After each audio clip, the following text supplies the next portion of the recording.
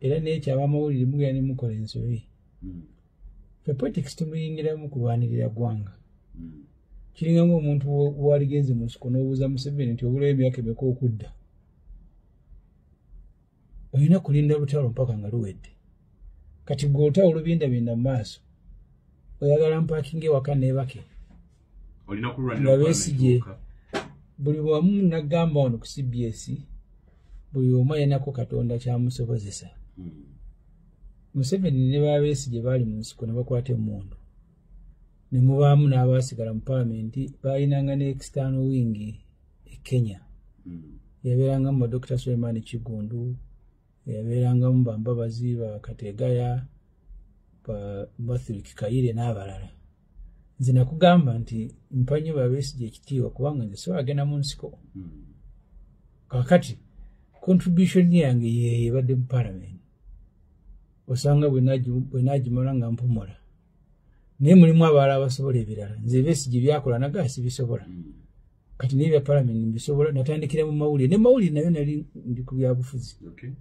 kati nenyingira parliament bwe nagifuluma olutalo bwe luggwa katusaba butumala akalukano abonagwa mu myaka 2 mu maaso nalo lutuuka kubanga mupiira osobola okuzanya omupiira tonzaga nti omubati munakugoba tojja kuwummula oyinza obutawumula ne bakuwummuza kochi n'akwita n'agadda akatebe naye nga nze nayingira parliament nga ndowooza tugenda olutalo lugenda kubeera lwangu tugifulume era obuuza medad ajja wano bamuwanga abo twatulanga tulabanga ffenna bagenda okufuluma amangu naye kakati olutalo wano we luli kibuzo kiwali muzo walago lancha inamu amakulu mu lutalo luno amakulu ago ge gakubeezaayo ng'olaba gakyetaagisa naye oyinza okubanga amakulu ago gakyalina n'amaanyi ne gakendeera ng'olina okubiwummula bwe ngaasizinira abalonzi nange nsanyuka kugira nga muga nti nno ndi kitereke mulimu lwentuuka nange nensanyuka ne wabeerawo reaction ey'okusanyuka kati gwe teebereza nabadde kasokoso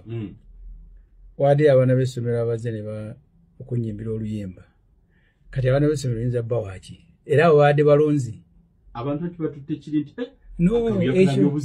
ekyo abakitwala sigamba nti baba tebategedde sigamba nti baba tebategedde naye banoonyaayo kubanga laali bukyanga ntandika kukola campaign sibangako na laali ennene nga ginabadde naye kasokoso sibanga nayo kyeneewuunya nti okuzina te kwemwalabyeyo ng'ekikulu newaka nziniramu abaana nasanga kuteesa Sam eyali minisita ebiseera ebya foreign affairs ne Byaruhanga eyali atonejjo nawe osanga ku kisaawe Entebbe baali bakamala okulaba akatambi nga ndi waka neewoma n'abaana kuteesa nanga nti semunju nawe osobola okwewoma nanga bisibi ebimu kuteesa nangamba yali ayagala nga nzanyamu n'abaana nanga nawe oli muntu nga yantunulira wali mu parliament so okuzina ne kula Alex ng'owuliriza ebigambo ebimu nti baabibulidde ebigambo bye nabagambye kulaale byabadde ebikulu nga bibagamba temulonda muntu lwakuba muziisi temulonda muntu lwakuba nti yasinga okuba n'obuntubulamu ku kyalo abawo ennyaanya ebyo mwabiwulidde mazina ge gatambula kakati ekyo musajja twamusanga Hoima nali ne muntu nga tunoonya akalulu KFDC n'atugamba nti kyasinga okwewuunya ku baddugavu musajja oyo agamba Africans centralize marginal issues and marginalize central issues.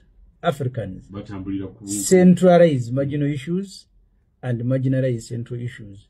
Ensonga era ebyo bitufuza kati weewuunye byabadde kasokoso lukwago yabadde wakawadde bulungi semuju yagedde bulungi kakati ne mulabayo kuzina nti semuju alidde sinakubirya era ne wona mbuuza n'olwaleero nkugamba temulonda ababaka olw'okuba nti basinze okuzina. In fact olwaleero madde ndi mukutalaaga mu constituency nga nina mu meeting ojja kulaale yange owulire message zange naye nange nsanyuka mulimu lwentuuka nensanyuka nembiibyamu nze nawasa embaga ku mbaga tewalaba nga nzina nali nzinira balonzi kineewuunya luli nali kutukutuku ng'emmotoka egenze kunaaba ate poliisi ejjayo stage yange naye mulaba akaluki kakola semujuka kati Kugamba. Nenga nzire ku board olumu ntambulirako. Ne sitambulirako lwakunoonya kalulu. Ntambulirako olwokubanga bwe mbaye ye ntambula eriwo saawa eyo. Mulimu lwemba nzija n'ensanga gy'amamotoka n'empita dereva wange ne njivaamu ne nninya boda ne ŋŋenda eka.